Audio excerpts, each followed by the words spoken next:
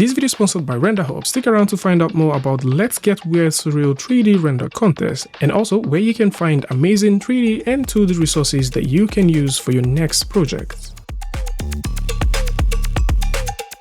So sometime last year, we talked about an amazing product called PikiMov, and PikiMov is a web-based video editor which is a free alternative to After Effects and CapCut. And recently, version 5 has been announced, and this now comes with amazing cool set of features for both 2D motion design, 3D motion design, and also your typical video editing. And today we're simply going to go through and take a look at this. It's worth mentioning that PikiMov is inspired by Photopea, which is a free online alternative to Photoshop. I've already talked about this one on the channel before, and this tool is pretty impressive for those who are looking for a free Photoshop alternative or vector alternative that they can work with totally for free. And recently, this has also integrated AI just in case you like to generate stuff. And Photopea is one of the big inspirators of PikiMov. And for those who like to get started with this, you can simply go over to the link in the description. I'll bring you right here where you can start editing and working with this. This new update now comes with the typical classic editor, the 2D compositing editor, and the 3D compositing editor. And how this works is pretty easy. So once you go over to PikiMov.com, all you need to do to get started is to click on Start Now. This does not require any form of subscription, login details, or registration. And once you open this up, this welcomes you with the dashboard, which shows you some of the cool things that you can do with it.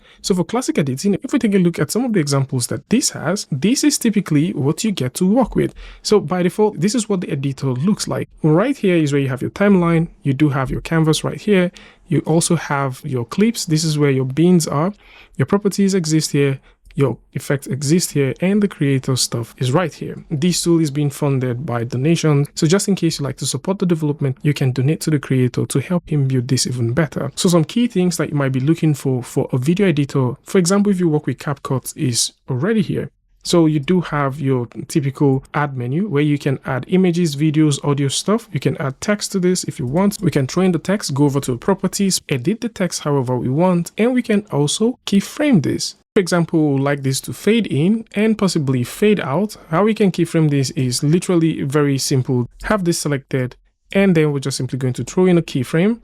Right over here, we're also going to just crank this all the way up, and these keyframes automatically once you've placed in your first keyframe. So we can have that, we can click one more to add another keyframe, and we can go all the way here and drop this down, and that automatically adds that keyframe. So once we set this all the way back and press the playback button, you can notice our keyframing just happens automatically. Within your viewport, you still have control handles, which you can use to move things around, scale these if you want, and position this however you want it to be. If you're thinking about rotating, once you move over to a corner, you can rotate this, and this just simply functions the very same way you would expect a typical editor to function. The only difference is it's free and exists on your browser, which means you can use this literally anywhere you want.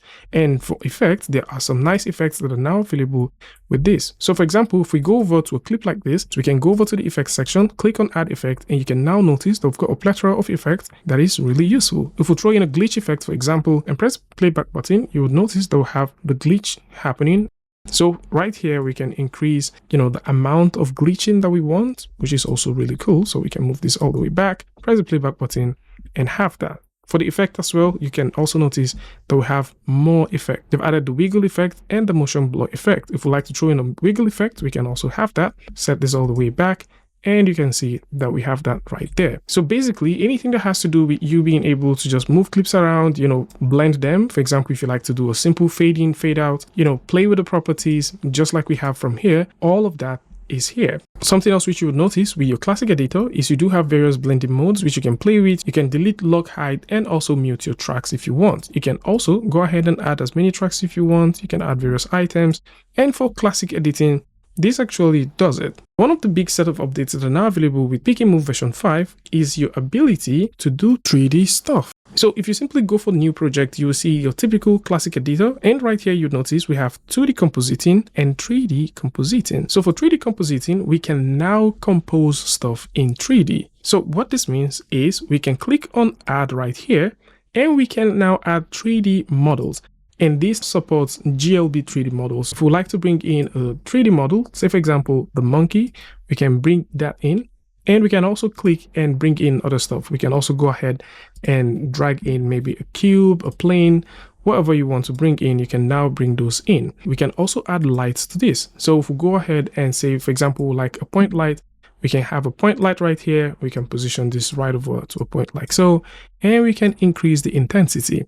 You can also choose to make duplications of this. So maybe we'd like to have a duplicate light right here. We can also do that, and we can move this back, forward, however we want. If you're thinking about increasing intensity, as this currently caps at 100, you can definitely go ahead and increase that by adding your own custom value, and this is going to increase that too. One thing which I haven't seen is radius. This doesn't seem to have radius for the point light, but hopefully this is going to come with subsequent updates. And we can also select the plane and position the plane down there. For texture and coloring, if you're bringing in a 3D model that is on texture, because this is GLB, you cannot texture it here. For lighting, you can definitely change the lighting, and you can simply just go ahead and start compositing as many things as possible. So in this case, if you want to bring in maybe a text, position that text right maybe in the background, increase the font size, and position it where we want it to be. You would also notice that you can go in and animate this if you choose, and just like you have with After Effects, you can also go ahead and keyframe this. In this case, we've just simply gone through to keyframe the position and also the opacity. You can also do the same thing for camera. So if you have the camera selected and you choose to keyframe any part of the camera, you would notice that the attributes or the properties that you're keyframing appears underneath the clip. So let's simply go ahead and click on keyframe for both the position and also rotation. I like to increase the field of view to 35 and do the rest of the animation from here.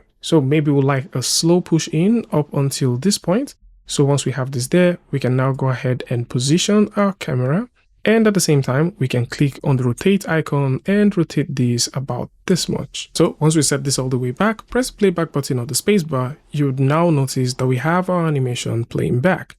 And this is pretty much how easy it is for you to simply start doing your keyframing and bringing in various things into your scene. And one thing which might be useful within the 3D section is to switch between the editor and the camera. So just in case you like to see the whole camera movement or what your camera actually sees, you can go from editor to camera and simply switch back and forth. If you're thinking about bringing in more 2D objects, say for example, we would like to bring in a 2D object right here, you can by simply clicking on add item, and this could either be a line or a vector shape. So if you bring in a vector shape, if we go back to the editor, you would notice that we've got a vector shape right here, and you can simply go ahead and edit this vector shape however you want. If you're also thinking about animating that, you can use the animate point to animate that custom shape however you choose. So if you're into motion graphics, of course, this can also come in very handy in this regard. So for this particular one, what we're doing is just add a couple of keyframes here and there, and like we mentioned earlier, this also has that same After Effects style of keyframing. So just in case you're familiar with that, you possibly feel at home with this. So we're going to do some transition, some opacity, and reposition the keyframe just to fit exactly what we want. Now if we move this all the way back and press the playback button, you would now see what we've actually put together.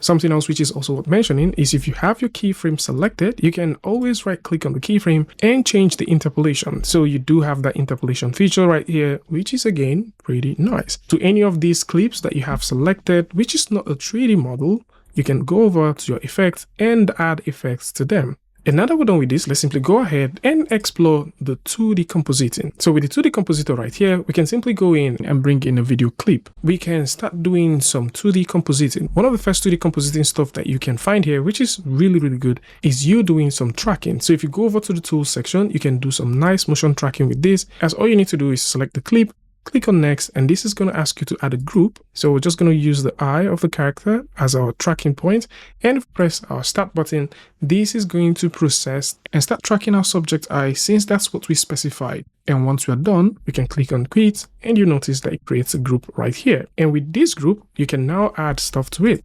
If we drag with these three tiny buttons here, if we drag and add this into the group, we press the playback button, you'll see that the disk that we attach follows the position of the eye. And you can go in and add text if you want and do some nice stuff with this. The fact that this does its tracking really quick right here on your browser is exceptionally nice. One other thing which I think might also be useful, now we're talking about the 2D compositing, is if you go over to effects, you can actually do some corner pin stuff. So if you're thinking about using corner pins, you can actually use corner pins now. And there is just a ton of things that these currently offers you. For those who might be thinking about pre-comping, you can pre-comp anything. So if we click on new compositor, and maybe for example, we would like to bring our comp, which is our character running, into a typical editor, what we can do is to just simply drag this and drop it right here, and automatically we have that comp. Now, if you also click on the plus sign to create a composition, and maybe we're doing a 3D composition, for example, we bring in the monkey and maybe a few other things, and we choose to animate them, play with the graphic detail how we want, possibly just, get something working. If we would like to pre-comp this, we can also choose to do a simple pre-comp with one clip by selecting that clip, right-clicking and converting that to pre-comp, or we can go over to our basic film editor, which is compositor number 2, and we can drag this, which is our composition 3 with the 3D scene, and drop that right into our timeline. And in that way, we can bring in both 2D and 3D together. And this is pretty nice. So this is something that is now available with this tool, and you can simply go ahead and do more stuff. For those who might be thinking about some very interesting parameters that has to do with colors, shading, all of that for your shapes, this is also possible. So we can go in, let's bring this all the way down, scale this all the way to this point. If we like to change the color of our base shapes, we can do that by simply going over to any of these color sections, go over to the fill type and select the kind of color that we would like to work with. And all of these are now available. And something else which is also available is the folks at Renderhub. As they're currently doing the Renderhub Let's Get Weird Surreal 3D Render Contest. And this is running from now till March the 31st of 2026 with a prize pool of $1,900 for both first, second, third, and some honorable mentions. And for those who like to join this, there's a set of deliveries, and deadline for entries of this contest will be March the 31st of 2026. Winners will be announced on April the 14th of 2026. And for those who like to join this contest, I'm going to put a link in the description that'll bring you right here where you can come through and explore all of the things that you need to get started with the contest. It's also worth mentioning that right here on Renderhub, there are tons of things that you can get. So whether you're looking for free 3D models or you're looking for references, high quality stock images, materials, motion capture files, 3D scans, all of these and more are right here on Renderhub. So if you're thinking about where you can find amazing 3D models that you can get totally for free, or possibly you like to buy or sell your very own 3D model, or possibly you like to join the Renderhub contest, then links to this is going to be in the description, so do well to check it out. At the same time, links to PikiMov is also going to be in the description for those who like to explore it. Tell me what you guys think about this one in the comment section, and until I see you guys in the next one, peace.